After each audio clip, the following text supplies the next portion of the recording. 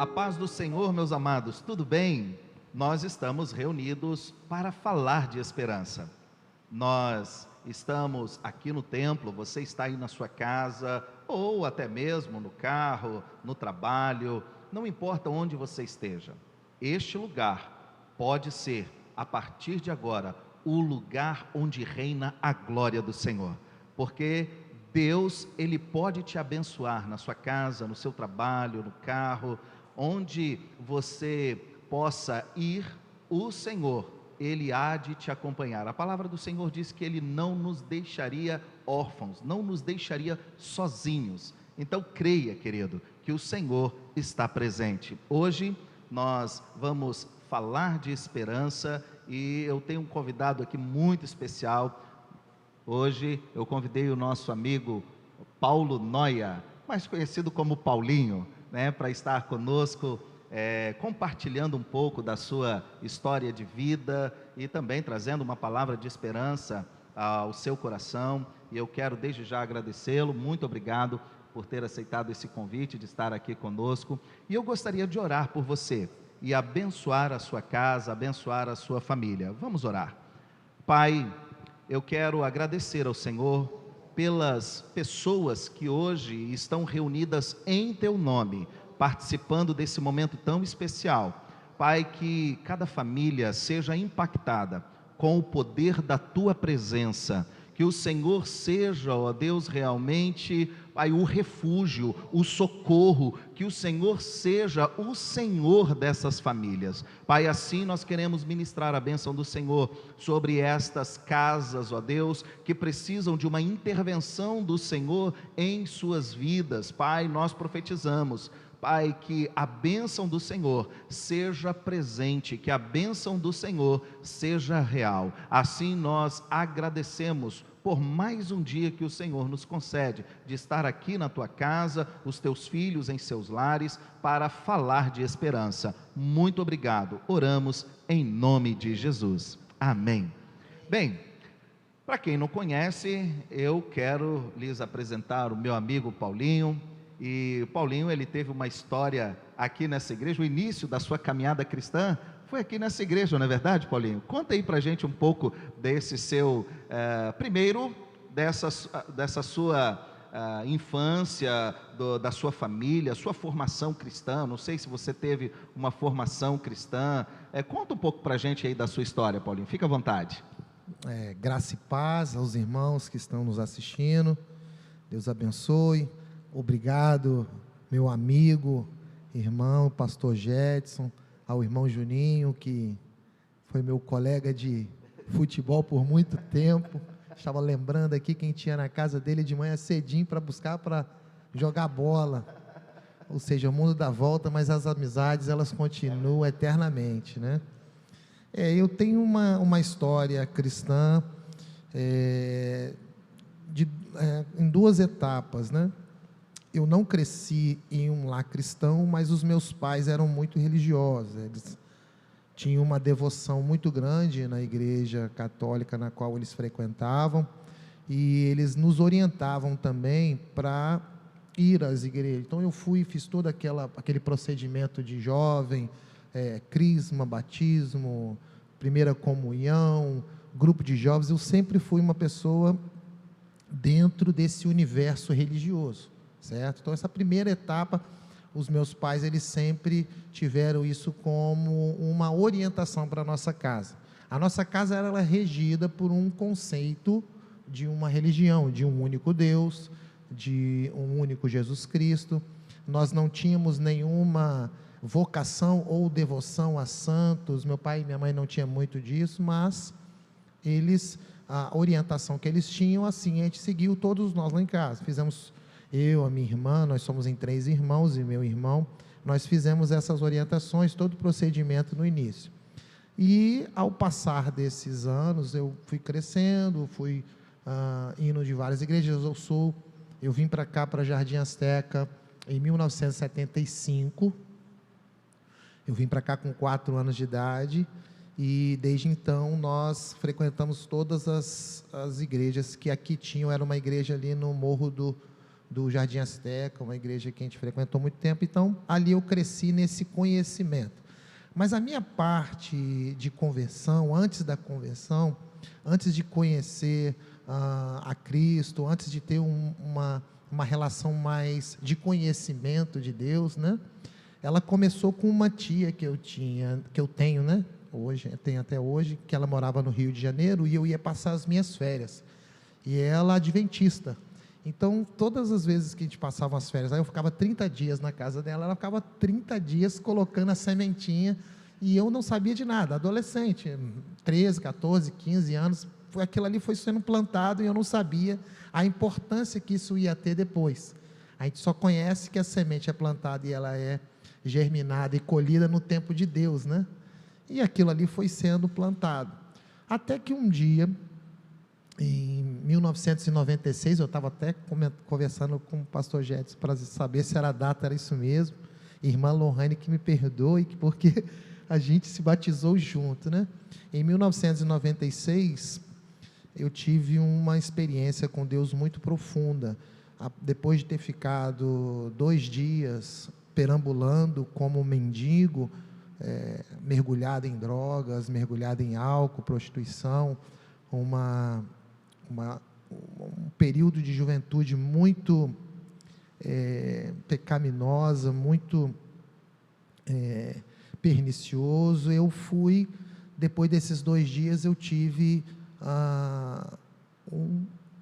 como se fala, uma experiência diferente com Deus, né?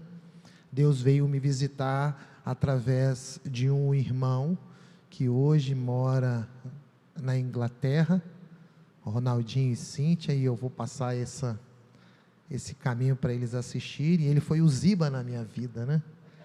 E a irmã Irene, que era a mãe da Cíntia, era membro dessa igreja. E um dia ele já tinha 1 semana de convertido, uma semana, e nós éramos muito amigos, e ele me convidou que viesse para a igreja.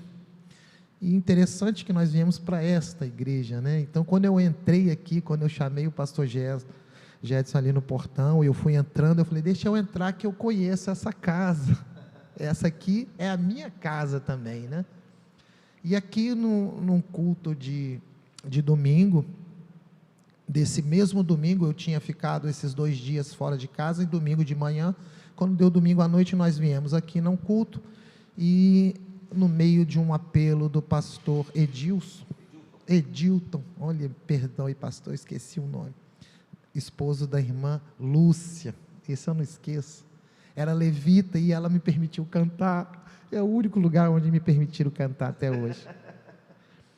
No meio de um apelo, eu vim aceitar Jesus, e ali começou uma nova história. Eu era, assim como todos da minha casa, nós tínhamos uma religião católica, a gente tinha uma busca de Deus através dos conhecimentos que eram colocados. Nos nossos cultos, a gente ia todas as missas domingo, era o nosso único compromisso com Deus.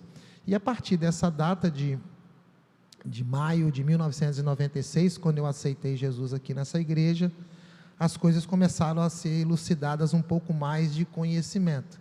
E aí começou a segunda etapa dessa minha história como cristão. Então eu tive uma experiência muito profunda com Deus em um chamado. Eu literalmente fui visitado por Deus. Deus falou para mim assim, eu não esqueço esse dia, eu estava dormindo na casa de uma pessoa, né, depois de ter perdido 2 noites, eu acordei na casa de uma pessoa que eu não conhecia, e essa pessoa falou assim para mim, volta para casa, seus pais estão esperando. Eu me lembrei da história do filho pródigo, eu falei assim, não, mas eu fiz muita besteira, né? Ele falou assim, volta para casa, seus pais estão te esperando de braços abertos. O que é interessante, que essa pessoa não existiu, essa casa não existiu, esse lugar não existiu, mas essa mensagem, essa voz, ela foi bem nítida, e eu voltei para casa. Eu estava na rua, eu devia estar em algum lugar desses daí, uns lugares perdidos, achando que eu estava dentro de uma casa, dentro de uma cama, dentro de um quarto, e era domingo de manhã, por volta das 6:30 da manhã, quando eu ouvi essa voz de Deus, eu voltei para casa. E o mais interessante, que quando eu abri a porta de casa, os meus pais já tinham acordado, estavam tomando café, eu cheguei assim meio cabisbaixo, fedido, 2 dias, sujo, E aí, na mesma hora, meu pai falou assim: senta aqui, rapaz, é a hora do café. Como se nada tivesse acontecido, como se eu tivesse saído de casa minutos antes para comprar o pão. Senta aqui, vamos tomar o café. E ali ele não comentou nada, ele não falou nada. Provavelmente ele devia estar como o pai do filho pródigo, feliz da vida. E assim começou a minha história de conversão nessa segunda etapa. E agradeço a Deus até hoje por essa voz ter entrado no meu coração no momento certo. Amém. E essa sua vida, na verdade, com certeza não era a vida que os seus pais sonharam para você, na verdade. E por mais, é claro, que o seu pai tivesse ali de braços abertos, te esperando, como aconteceu, te convidou para poder sentar e tomar o café, mas de fato esse desejo de mudança de vida também era o desejo dos seus pais, não é verdade? Como é que era esse relacionamento enquanto você estava aí nesse mundo perdido, esse relacionamento familiar? Perfeito, isso é uma pergunta bem pertinente, porque ela se encaixa exatamente nesse processo. É o antes, é o pós, antes e o pós, né? Essas duas etapas. Uma convivência muito desgastante, uma convivência muito triste.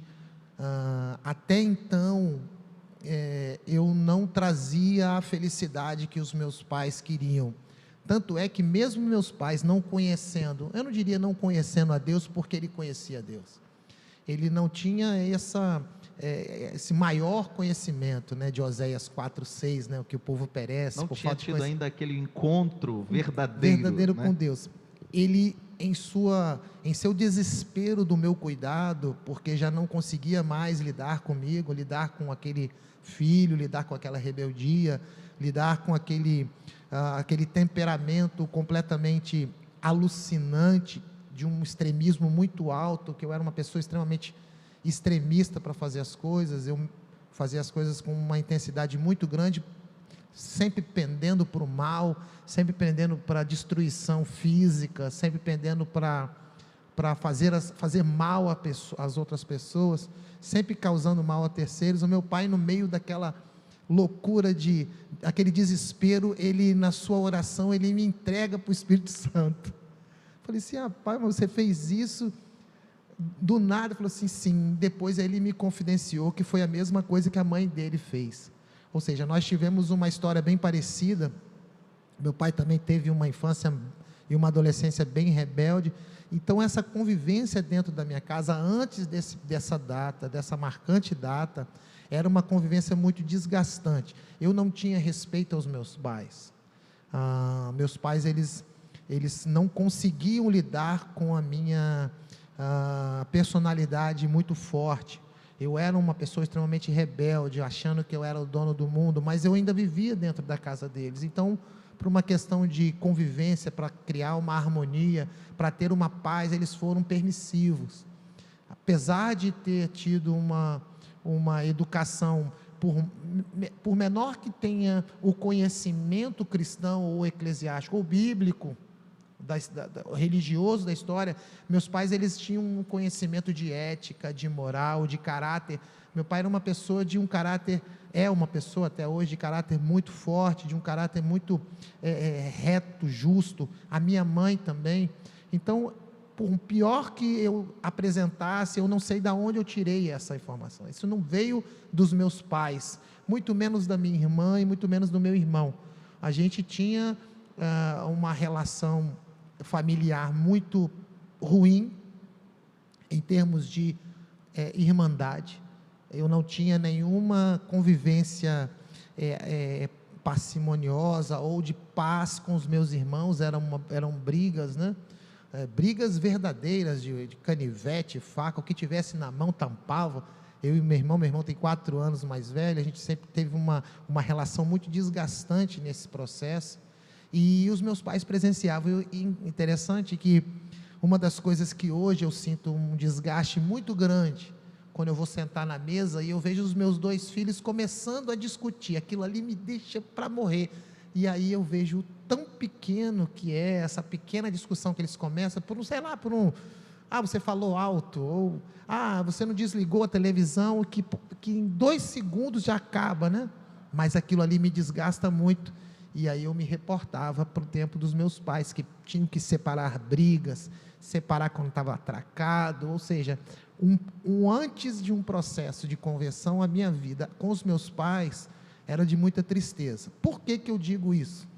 Porque no dia que meu pai, em um culto, isso no depois de muitos anos, veio me entregar o meu brochezinho, ele me colocou em mim o meu broche de obreiro, ele chorava copiosamente, ele falava assim: eu tenho orgulho de você, eu vejo em você um futuro brilhante nas mãos do Senhor. Isso assim, anos depois, né?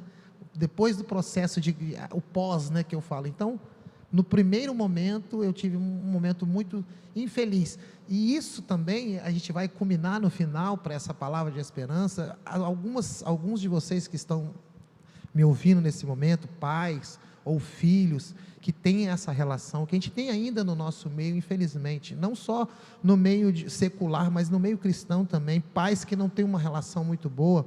Acredite somente, tenha esperança, o que é de Deus, ninguém põe a mão. Ali eu fui selado por Deus quando eu nasci, para estar aqui hoje, falando para você pai, falando para você mãe. Acredite, Deus tem um propósito na vida dos seus filhos, todos eles têm um propósito, assim como eu tive, e eu sou a prova viva, sem sombra de dúvida, de que deu certo comigo, pode dar certo com qualquer pessoa. Engraçado, se o senhor me permite, pastor, eu encontrei um conhecido de faculdade,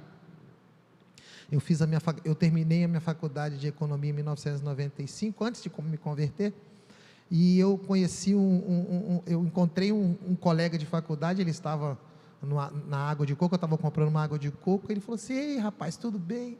Eu falei assim: rapaz, o mundo deu voltas, hoje eu sou ministro da igreja. Ele falou: não acredito. E naquele momento eu aceitei a incredulidade dele, porque ele me conheceu antes. Então eu falei assim: rapaz, eu aceito você não acreditar que eu mudei, porque tem que ter muita fé, e tem que acreditar muito que eu mudei, porque se eu mudei, eu acho que qualquer um pode mudar. Bem, e é lógico, a gente crê num Deus que torna novas todas as coisas, um Deus que continua fazendo milagres no dia de hoje. A gente tem trazido para vocês testemunhos para nos fortalecer a fé e a esperança, porque Deus, Ele continua tendo o desejo de transformar pessoas, de transformar vidas. Deus continua querendo salvar a todos.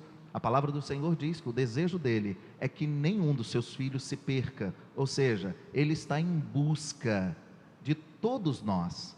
Ele está em busca da sua família, dos seus filhos, do seu marido, dos seus pais, da sua esposa. Ele está em busca de todos. Então acredite, é possível. Então essa sua história, Paulinho, ela tem uma reviravolta no momento em que você decide se render ao Senhor Jesus. Você estava me falando que você foi o primeiro lá da sua casa a se converter, foi isso? A reviravolta, aí que a história, e assim, o senhor acabou de falar uma coisa assim, que vai culminar exatamente com o que eu quero preparar aqui, o que foi feito na minha vida pós-convenção. Quando eu digo para você pai, para você mãe, que está me ouvindo, que nunca perca a sua esperança, por pior que seja o seu filho, pode estar nas drogas, pode estar bebendo, para você esposa, que o marido está desviado do caminho do Senhor, nunca perca as esperanças, nunca. Assim como o pastor falou, o desejo de Deus é que todos, quando Jesus disse para o Pai suas últimas palavras, e ele falou assim, está consumado, ele está dizendo ali assim, agora todo mundo, eu vou alcançar todos. E aí a gente entende esse todos, porque a própria Bíblia diz que muitos, ou seja, todo mundo eu quero alcançar, mas poucos me escolhem. Então a escolha cai de Deus. Então não perca a esperança. E nesse sentido de não perder a esperança, nessa mudança, que vem uma palavra que foi ministrada neste altar. Eu estou falando para você hoje de uma história que aconteceu há 20 anos atrás. Eu não sei se eu perdi as contas, ou 24. Eu sou péssimo, matemático, péssimo em número. Mas eu acho que foi isso. 94, ou 1996, 97, eu tenho que perguntar à pastora, que ela vai saber melhor. Então grava aí, coloca nos seus comentários aí depois a data direitinho do batismo. Faz isso para mim, Lohane, por favor, em nome de Jesus. Irmão Dida que está me assistindo, irmão Dida foi meu treinador, rapaz, batizou comigo, meu Deus, o tempo. O Julivan ficava lá atrás gritando, oh glória. Essa igreja aqui é fantástica demais. Nesse processo de conversão, teve uma palavra ministrada que eu peguei essa palavra. Essa palavra dizia assim, Josué, no capítulo de número 24, versículo de número 15, eu e minha casa serviremos ao Senhor. Nesse momento que essa palavra veio, e aí entra a mensagem de esperança para você. Eu peguei essa palavra, pastor. Eu falei, essa vai ser a minha palavra. Ninguém na minha casa conhecia o Evangelho. Ninguém conhecia Cristo. Ninguém tinha uma convenção. Todos eram, vamos dizer, católicos. Mas no Brasil nós nascemos católicos. Então ninguém tinha, nem minha irmã, nem meu pai, nem minha mãe, nem meu irmão, ninguém, os 5 lá de casa. E eu peguei essa palavra, poxa, eu e minha casa servimos ao Senhor. Eu morava com os meus pais, todo mundo morava com meus pais. Ninguém era casado, todo mundo solteiro. Minto não, porque eu não minto. Corrijo. Meu irmão já tinha 1 ano de casado, ele tinha se juntado com a esposa dele de hoje, já tinha saído de casa há 1 ano, ele estava morando no Ibis, não esqueço disso, 1 ano, e na minha casa, eu peguei assim, eu e minha casa serviremos ao Senhor, eu e minha casa serviremos ao Senhor, e aí a gente começou uma campanha, nesse monte do Cruzeiro, e eu falei assim, Senhor, o Senhor falou comigo em uma ministração, que eu e minha casa serviremos ao Senhor, então, que o Senhor me use para que meu pai, a minha irmã, o meu irmão, venham para casa, venham para os caminhos do Senhor, e foi exatamente o que aconteceu, todos em sequência foram se convertendo, todos em sequência, e o mais interessante, que depois desse processo, que todo mundo foi se convertendo, primeiro meu pai, ele foi lá, meu pai e minha mãe, eles se converteram na igreja do pastor Jesus no Ibis, a minha irmã se converteu na igreja da Orla, em Itapuã, e o meu irmão não, esse era mais difícil, esse era mais bravo, ele era ateu até então, ele tinha o ateísmo como a sua premissa de conhecimento, porque ele dizia que a força do seu trabalho que dava a capacidade dele adquirir as coisas, e ele tinha isso como algo bem convicto, porque ele era uma pessoa na época, ele era um empresário já começando uma carreira de sucesso, já estava começando a ter bons resultados, então tirando o dinheiro não lhe faltava, ele conseguiu o dinheiro, então para convencê-lo de que ele não era o dono daquele dinheiro, ou que ele não era o agente capacitado para ter aquilo ali, sim, pela força de Deus, era muito difícil, e eu falei assim, não, o Senhor falou, eu e minha casa, e aí Deus veio falar assim comigo, ele não está mais na sua casa, você se apegou à palavra de Deus, né? Mas ele não está mais na sua casa, eu falei assim, mas não casou, não vale, foi uma brincadeira, uma conversa franca que eu tive com Deus, e faltava ao meu irmão essa conversão, e um dia, depois que o meu pai batizou, depois a minha irmã, todo mundo entrou, e aí faltava agora a minha irmã se casa, e faltava o esposo dela, que também fazia parte desse pacote, e depois foi o esposo também, ou seja, foi todo um processo de conversão pós essa minha tomada de decisão. Então, para mim, o maior legado, a maior alegria que eu tive de ter levantado a minha mão, e engraçado que o levantar da minha mão aqui foi bem interessante, eu estava cabisbaixo, com a cabeça enterrada, bem culpado das coisas, né? Falei assim, gente, o que eu estou fazendo aqui? Depois de 2 dias perdido, né? o que eu estou fazendo aqui? E aí o pastor Edilton, ele começa a fazer um apelo, e eu nunca tinha visto aquilo. Irmão, só para vocês terem uma ideia, eu era Saulo no papel de Paulo Noia, porque eu tacava pedra em igreja, se eu pudesse xingar crente, eu fazia isso. Eu era um caçador de crentes mesmo, eu não gostava, e esse apelo me fez dar esse passo importante. Então, o dia que eu levantei minhas mãos até o dia de hoje, essa minha vida, ela foi alterada, tanto a minha vida pessoal, como a vida de toda a minha família. Foi muito bom. Que bênção, que bênção. E, na verdade, você foi apenas um agente, um instrumento. É claro que quem faz a obra é sempre o Senhor. Deus, Ele sempre é o maior interessado em nos abençoar, mas Ele vai usar pessoas. Deus vai usar um pai, uma mãe, Deus vai usar um filho, uma filha, um irmão, né, um cunhado. Deus vai usar pessoas. Então nós precisamos realmente nos colocar à disposição do Senhor e falar: Senhor, eis-me aqui, eu não sei nem o que fazer, eu só sei que eu estou à sua disposição. Foi o que você fez, não é isso?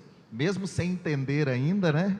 Mas foi mais ou menos isso que aconteceu. A gente sabe que quem convence o homem do juízo do pecado é o Espírito Santo, mas tem uma coisa interessante, é que a palavra de Deus diz que onde abundou o pecado, superabundou a graça. Isso foi um fator importante para Deus colocar essa peça do tabuleiro do xadrez, que Ele faz isso.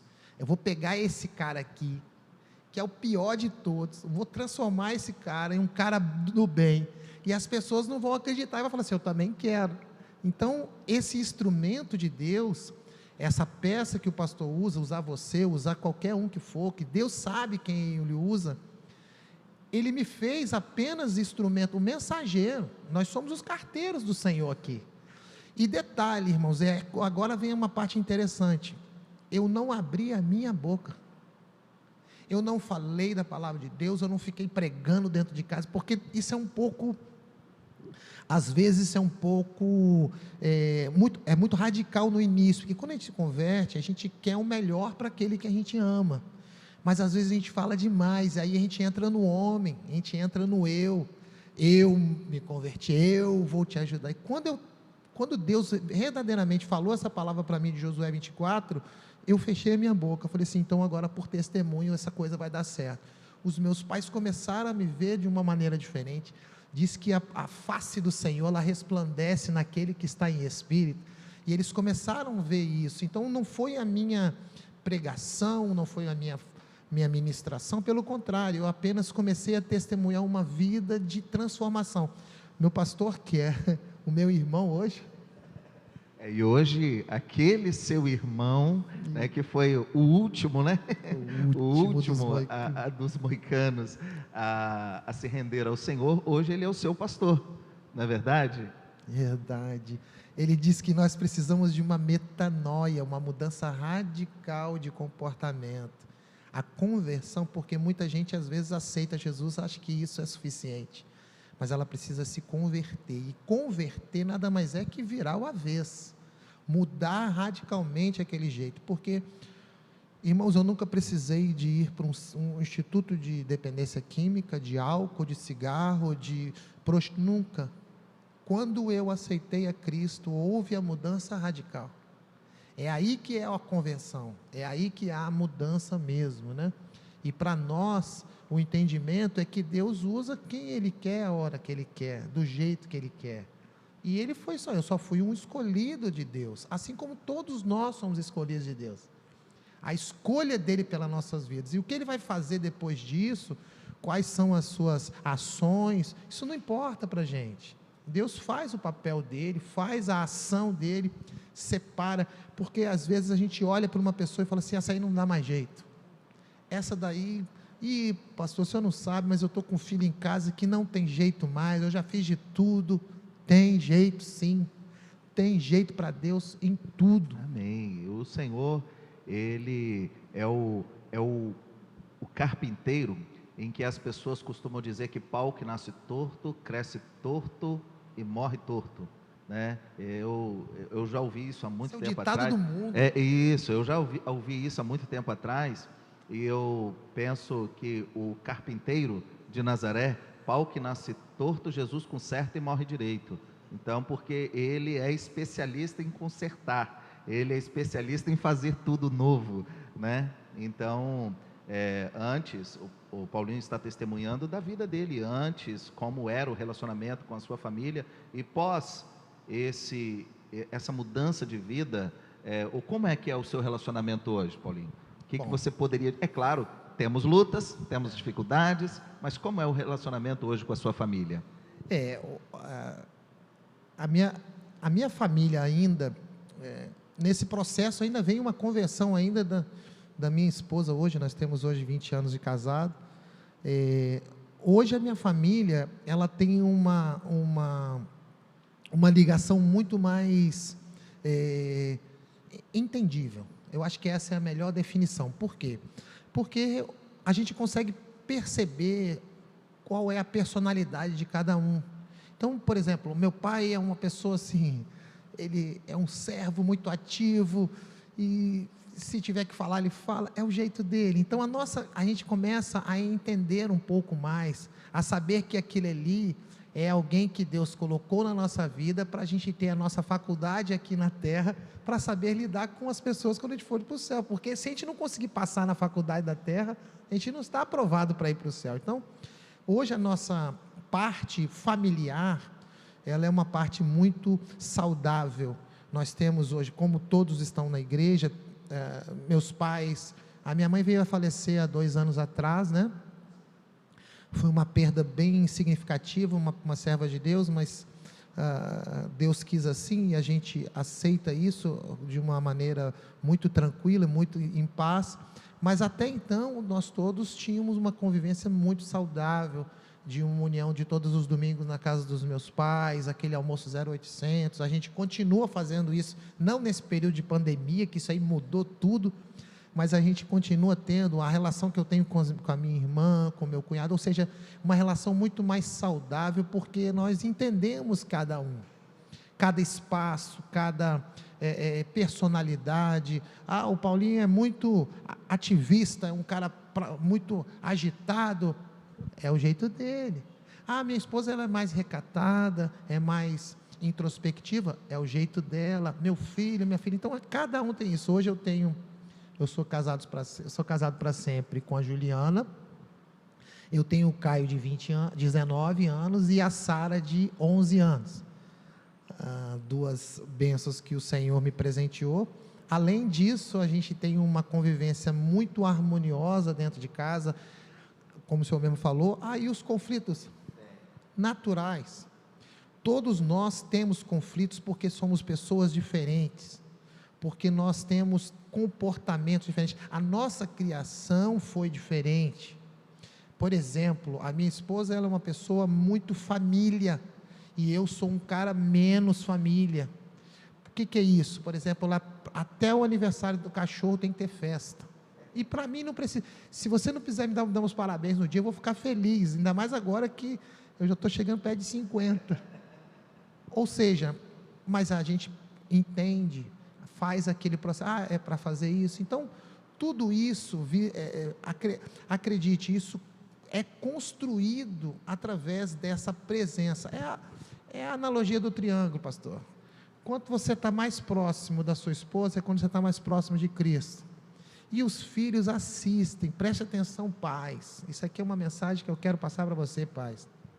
Não adianta você falar para sua esposa que você ama, eu te amo, eu te amo. Seus filhos estão enxergando o testemunho que vocês dão. O testemunho vale mais do que 1000 palavras. Não adianta você vir aqui na igreja e ficar aqui, glória a Deus, aleluia, chega em casa, é um cavalo. Isso acontece muito, pastor. Isso acontece muito. Então é mais importante. E os filhos são esponja, eles estão assistindo. E o que é pior, eles vão repetir aquilo que eles aprenderam.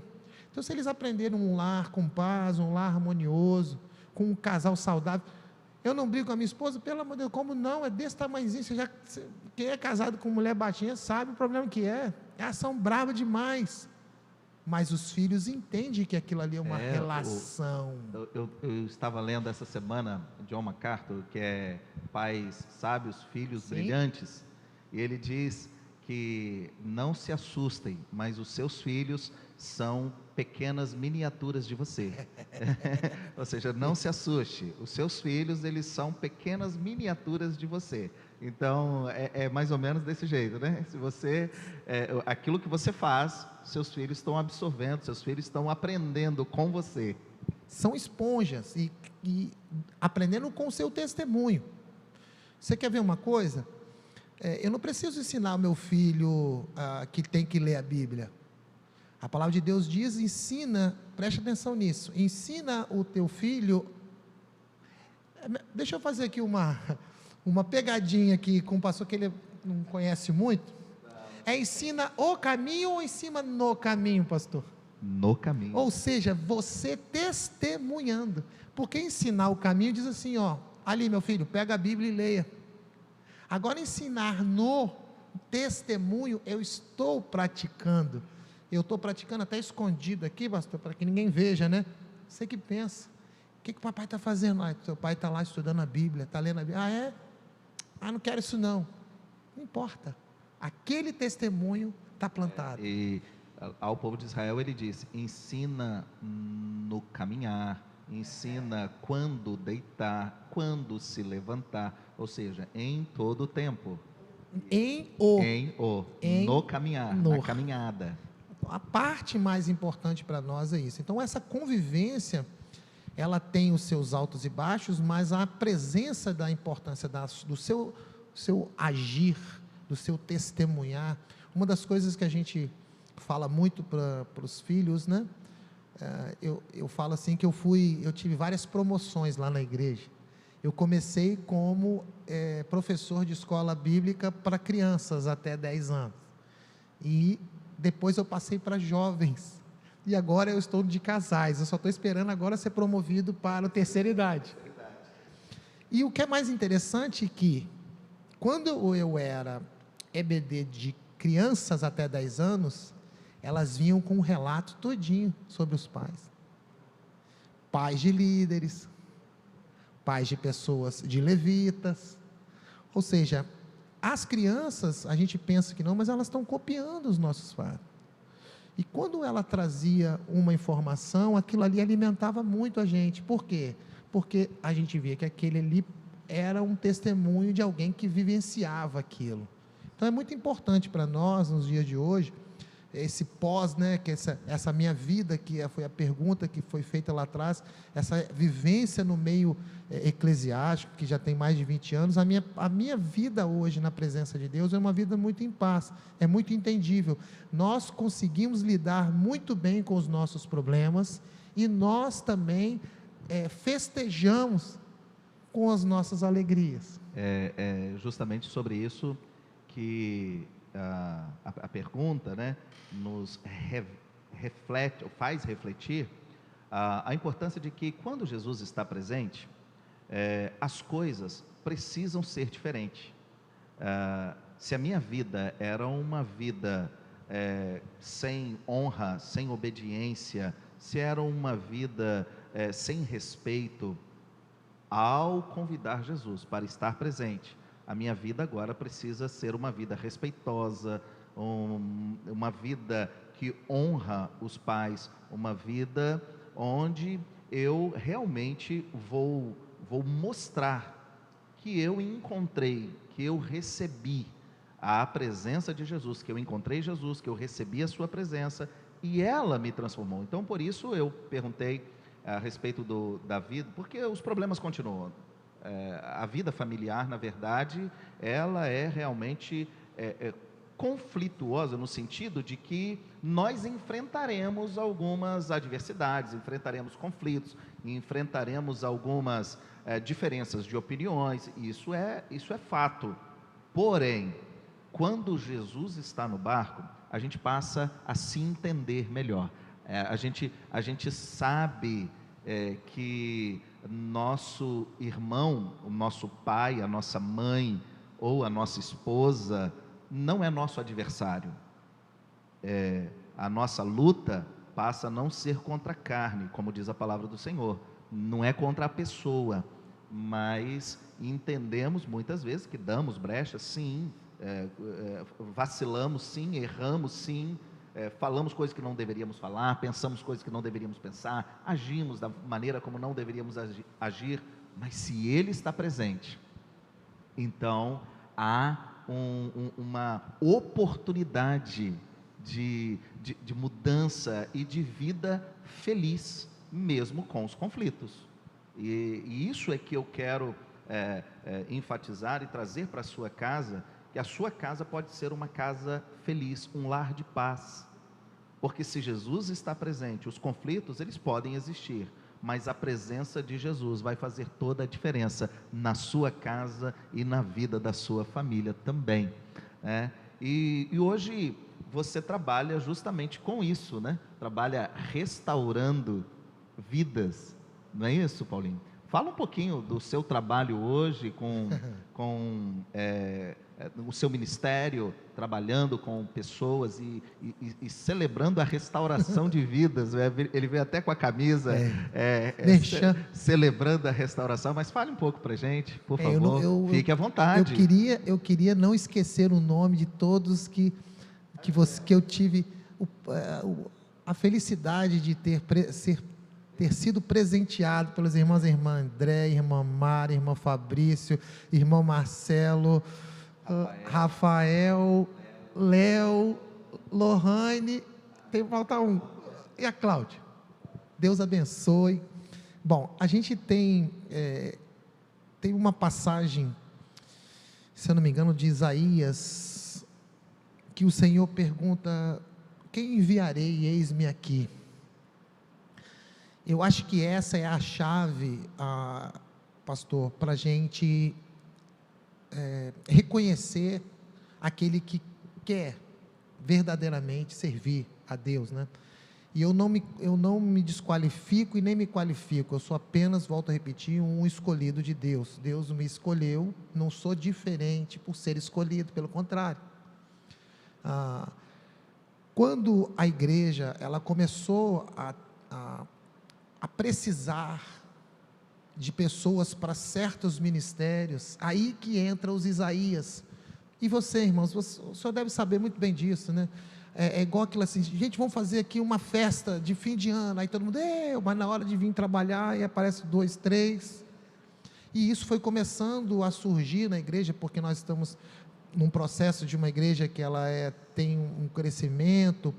E isso começou assim, começou com a EBD de criança, depois foi para a EBD de jovem, foram todas lacunas abertas por outros que não puderam dar continuidade, e naquele momento ali, aí o pastor, estou precisando, isso foi acontecendo na minha vida. Hoje, eu estava conversando com o pastor aqui, eu tenho 3 dias que eu sou dedicado à igreja, além do domingo, né? 3 dias, eu trabalho com o Ministério Celebrando Restauração, que é o culto de toda terça-feira, a gente que ministra o culto de terça. Nós temos o grupo de passos, que aí tem esses irmãos que gentilmente estão fazendo com a gente, que é na quarta-feira, que são as partilhas. O programa Celebrando Restauração é um programa que trata de vencer seus medos, traumas, comportamentos, né? É um programa de 12 passos, que é bem conhecido, de 1960, esses 12 passos, que foi instituído pelo Alcoólicos Anônimos, e aí depois de 1979, 1980, pastor Rick Warren começou a transpôs essas mesmas mensagens para o meio evangélico, com conhecimentos bíblicos. Ele constituiu o Restaurando e veio aqui para o Brasil. Então, esse é um ministério que a gente trabalha. Além disso, eu trabalho terças e quartas-feiras atendendo no consultório. Nós temos um consultório com atendimentos psicológicos para toda a comunidade, para membros da igreja. E além de domingo, a EBD de casais pela manhã. Então, a gente tem uma dedicação para a igreja de uma maneira voluntariosa, de uma maneira prazerosa, através do Eis-me Aqui. A gente pegou isso daí e falou assim: não, eu sou esse Eis-me Aqui. E isso é uma verdade, porque sempre que tem, eu estava comentando com o pastor aqui um pouquinho antes, nós tivemos um evento, e você que está me assistindo, que é dessa época, se você está com o cabelo branco igual o do Juninho, aí você vai lembrar. Nós tivemos um evento de um congresso nacional das metodistas wesleyanas lá no Salém, não sei se é isso, é congresso, é um nome assim, era um evento que nós ficamos lá, gente, eu trabalhei os 2 dias virado, com uma alegria, e aquilo ali foi edificante, porque quando você está trabalhando com amor para a obra, quando você está se dedicando, quando você vem aqui para cima louvar o Senhor, e eu lembro que eu louvava o Senhor aqui, eu tenho até um testemunho para falar aqui, que eu não vou deixar isso passar de jeito nenhum. Ou seja, quando você está se entregando de corpo e alma para o Senhor, aí entra as coisas que eu falei para você, para acreditar e não perder a esperança. A sua casa, Deus está começando a tratar, a cuidar para você. Eu estou aqui na igreja, mas Deus está cuidando. Eu não estou me dedicando 100% à igreja e 0% na minha casa, não é isso.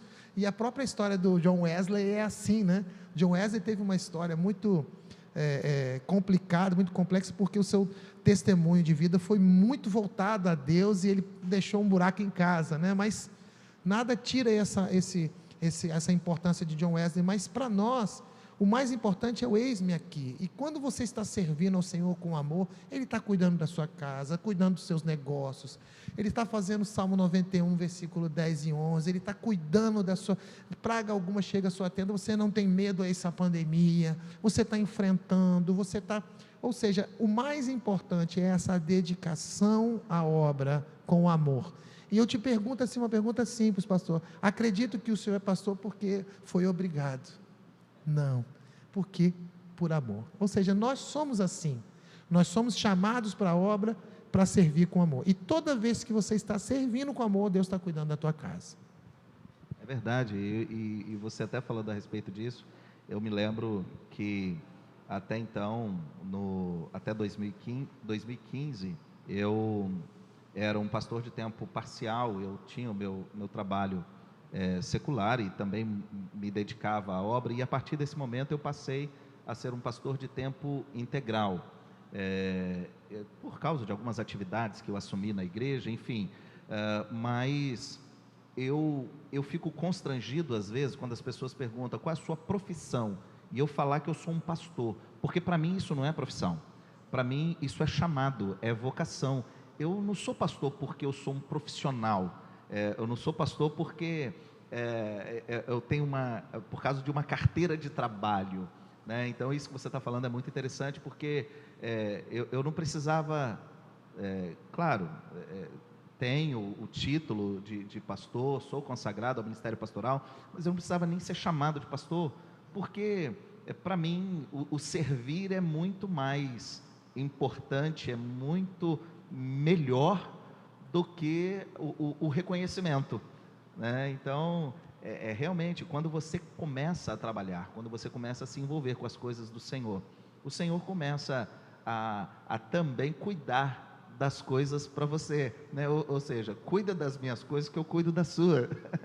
É mais ou menos isso que Deus faz com a gente. Você, né, fica fica mais tranquilo.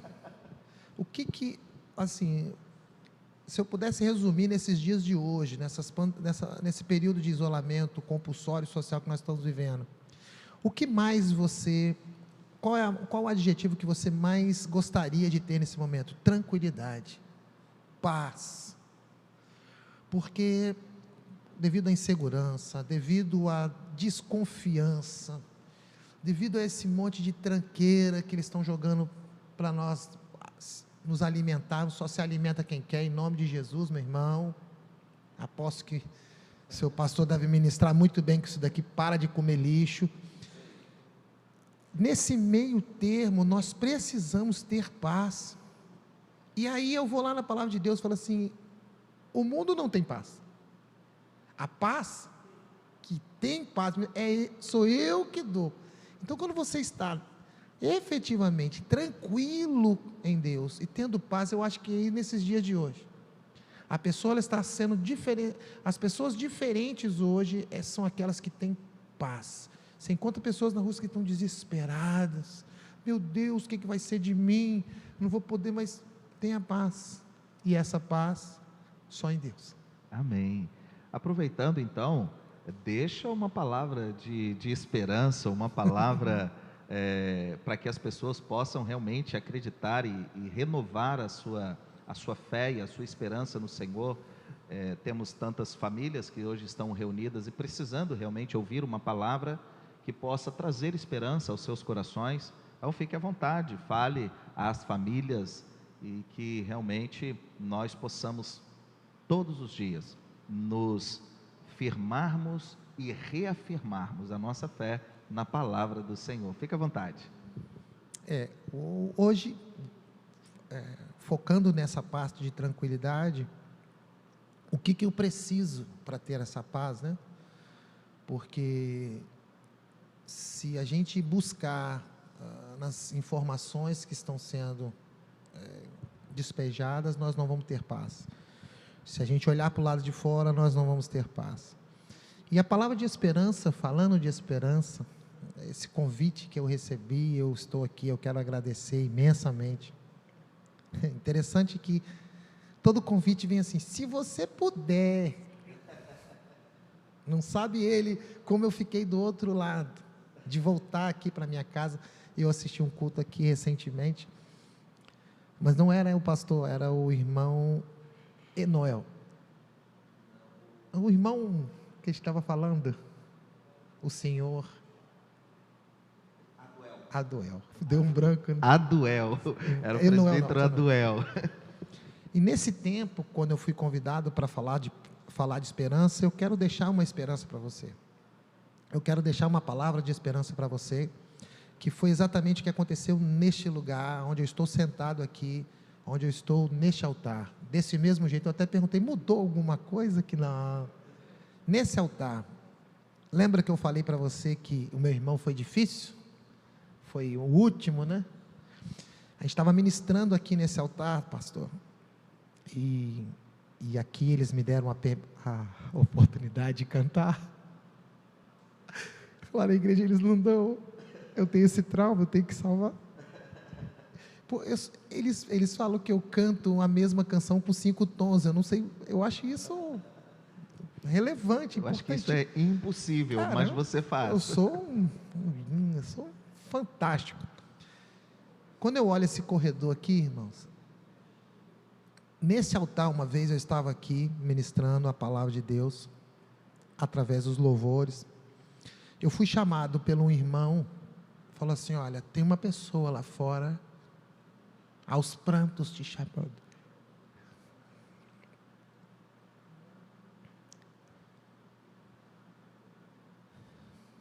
Eu saí aqui pelo cantinho, fui lá fora. Aí essa pessoa falou assim: seu irmão saiu de casa. Seu irmão me abandonou com sua sobrinha. Eu não sei o que fazer. Eu falei assim: está vendo aquele altar lá em cima? Eu vou estar cantando com ele lá um dia.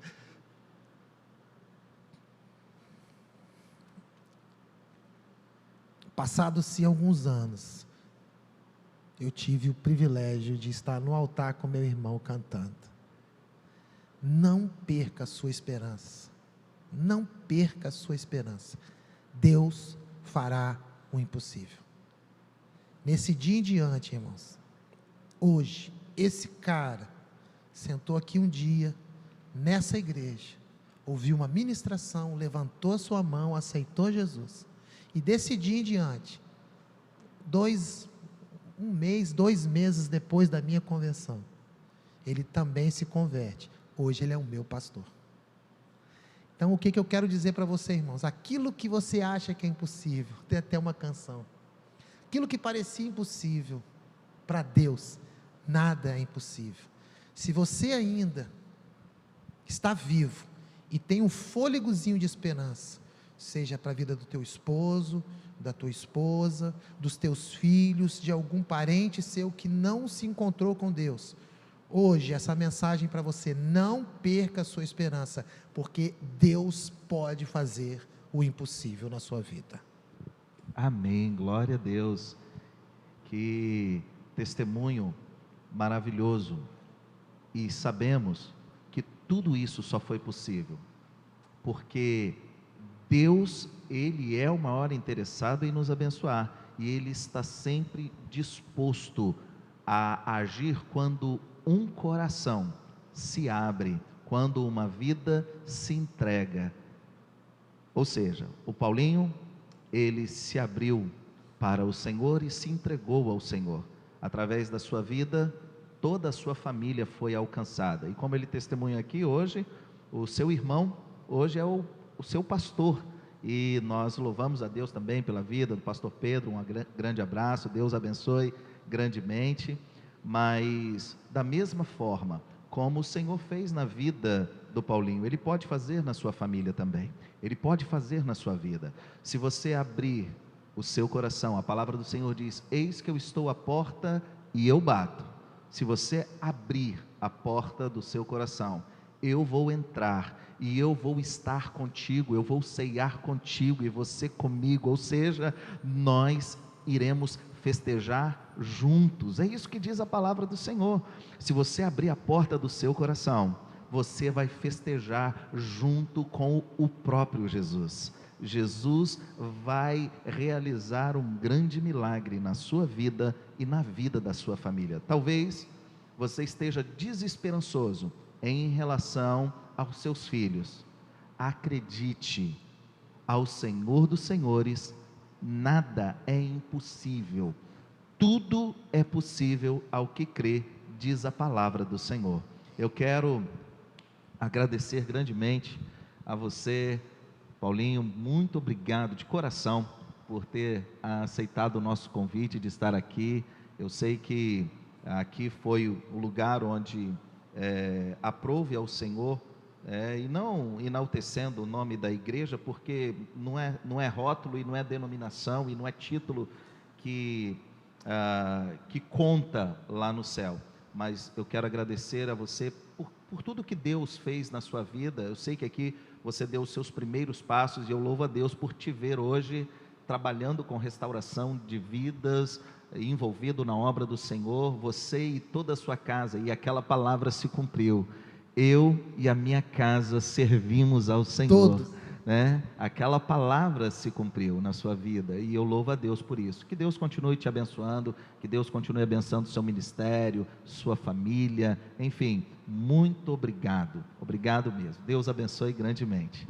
Obrigado, pastor. Forte abraço. Amém. Queridos, nós estamos chegando ao final dessa nossa reunião, de mais um Falando de Esperança. Mas antes, mais uma vez, eu gostaria de orar pela sua vida. Hoje eu gostaria de convidar o Paulinho para poder orar pela sua vida. Ele vai orar abençoando a sua casa, abençoando a sua família. Por favor. Curva a sua fronte, feche os teus olhos, onde quer que você esteja, na sua casa, na sua sala, no teu carro. O Senhor falará contigo. Pai, nós te damos graças. Graças porque aqui nós apenas testemunhamos aquilo que o Senhor efetivamente fez. Toda a obra é do Senhor, toda a honra, toda a glória, todo o mérito é do Senhor. O Senhor só usa os teus filhos da maneira que o Senhor quer, a hora que o Senhor quer. E algumas pessoas que estão me ouvindo, papai, nesta oração, perderam um pouco as suas esperanças. Estão preocupadas por conta dessa pandemia, preocupado com o que vai acontecer, com o teu emprego, papai, preocupado com os teus filhos. Mas eis que essa noite a palavra do Senhor venha como alento, venha como refrigério, que eles possam sentir a presença do Espírito Santo de Deus, dando a paz, dando o sossego, dando a tranquilidade. Papai, entra com a providência que o Senhor tem que fazer.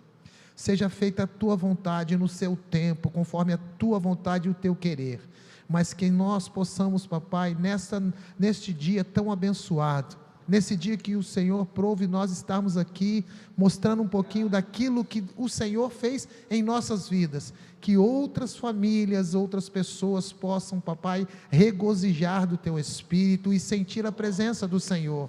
nós colocamos em tuas mãos, papai, porque nós cremos que o Senhor é o Deus do impossível, Deus das causas impossíveis, e por isso nós colocamos em tuas mãos, papai, qualquer tipo de impossibilidade que essa pessoa está me ouvindo hoje, está pensando. Seja com ela, papai, e dê ela paz, que ela possa terminar o seu dia com alegria e refrigério na sua alma.